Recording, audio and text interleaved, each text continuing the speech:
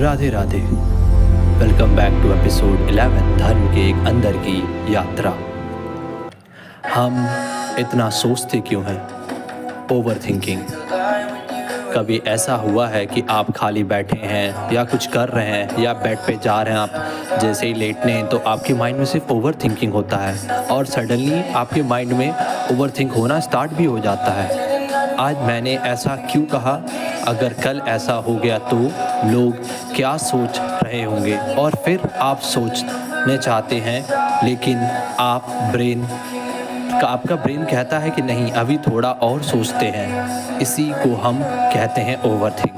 लेकिन सवाल यह है कि हमारा माइंड ऐसा करना क्यों है, ऐसा करता क्यों है? आइए एक निजी जीवन के उदाहरण से समझे। मान लीजिए कि आपने ऑफिस में एक छोटी सी प्रेजेंटेशन दी। सब लोग नॉर्मल थे, लेकिन घर आने के बाद आप माइंड में रिप्ले शुरू कर देते हैं।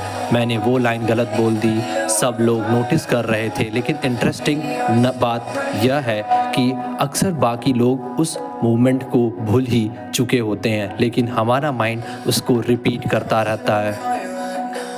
उस टाइम हमारा दिमाग काम कैसे करता है कि हमें सेफ रखना चाहता है, इसलिए जब कि कोई भी अनसर्टेन सिचुएशन आती है या ब्रेन एनालिस्ट मोड में चला जाता है, लेकिन कभी कभी यह एनालाइज हेल्पफुल नहीं होता है, यह बन जाता है ओवरथिंक का लूप बन जाता है।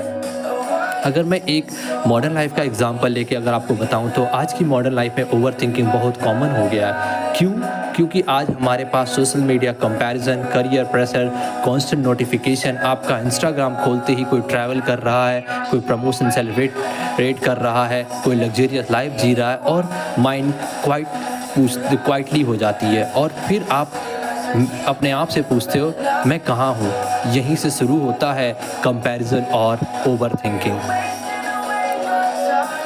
द पावर ऑफ नाउ में एक बहुत अच्छा पावरफुल आइडिया दिया था उन्होंने। यह किताब कहती है कि मनुष्य को माइंड में अक्सर पास्ट या फ्यूचर में रहता है। पास्ट में रिग्रेट, फ्यूचर में एंजाइटी, लेकिन लाइफ एक्चुअली प्रेजेंट मोमेंट में होती है। जब हम प्रेजेंट में नहीं रहते हैं तो माइंड खाली जगह को थॉट से भर देती है और वही बन जाता है ओवरथिंकिंग।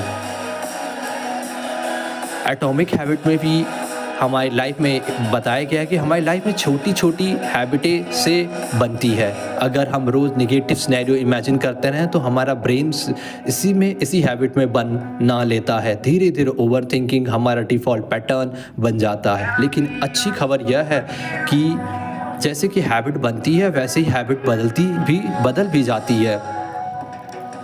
भगवद गीता में एक बहुत अच्छा लाइन है कि माइंड के बारे में गहरी बात कही गई है कि कृष्ण कहते हैं मनुष्य का दिमाग कभी कभी उसका मित्र बन सकता है और उसका शत्रु भी।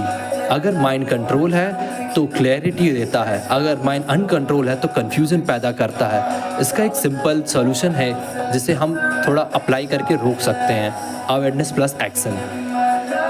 अगर मैं आपको उदाहरण के तौर पे समझाऊं तो अगर माइंड बार बार सोचता रहता है तो थोड़ा वॉक करें। अगर माइंड स्ट्रेस करता है तो डीप ब्रीथिंग करें। अगर थॉट रिपीट हो रहे हैं तो नोटबुक में लिखें। धीरे धीरे माइंड शांत हो जाता है। According to my personal experience, आपको जब भी ओवर थिंकिंग होगी तो आप म्यूज़िक सुनना पसंद करें। उससे ओवर थिंकिंग कम हो जाता है। एक इंटरेस्टिंग बात मैं आपको समझाना चाहता हूँ कि ओवर थिंकिंग अक्सर उन चीज़ों के बारे में होता है जो हमारे कंट्रोल में नहीं होता, जैसे फ्यूचर में लोगों की राय, रिजल्ट। लेकिन एक्शन हमारे कंट्रोल में है। जब हम एक्शन पर फोकस करते हैं तो माइंड क्लेम हो जाता है। याद रखिएगा, सोच प्रॉब्लम नहीं है, लेकिन बहुत ज़्यादा सोचना जीवन की शांति छीन सकता है। जब हम अवेयरनेस के साथ जीना सीखते हैं तो माइंड धीरे धीरे शांत हो जाता है और तब लाइफ थोड़ी सी क्लियर लगने लगती है। जब माइंड शांत होता है तभी क्लैरिटी आती है और शायद वही मोमेंट होता है हम जब सच में जीना शुरू करते हैं और वहीं से हम अपने आप को जानना स्टार्ट करते हैं। फिर चीज़ें लगती हैं कि बहुत कॉम्प्लिकेट हो जाएंगी, लेकिन फिर भी आप सोचते हो कि नहीं, कॉम्प्लिकेट नहीं है, I have to tackle that problem also, I have to manage the all the this type of problem. आप ऐसा सोचते हो, और फिर आपको उस टाइम के बाद आप ओवर थिंकिंग, जब आप ज़्यादा अपने आप को बिज़ी रखोगे किसी काम में, बहुत एज ए नॉर्मली देखा जाए तो आजकल लाइफ में बहुत लोग फास्ट फॉरवर्ड हर चीज़ चाहते हैं, हर चीज़ चाहते हैं कि इंस्टेंट मिल जाए। अरे मैंने इतना मेहनत किया, मुझे सक्सेस नहीं मिला, ऐसे ओवर थिंक करने लगते हैं। अरे मैंने वो नहीं किया था तो ऐसे करने लगते हैं। अरे मैंने वहाँ गया था, वहाँ के लोगों ने ऐसे किया, घर आओ तो आप ओवर थिंक करने लगते हैं। ऐसे करते करते आपकी ओवर थिंकिंग बढ़ते जाती है, और ऐसे चलते चलते चलते फिर आप अपने आप से दूर हो जाते हो। फिर आपको वही गुस्सा, चिड़चिड़ापन, आप ओवर थिंक जब आपकी बढ़ेगी तो ऐसे ही आप थिंकिंग करने लगते हो।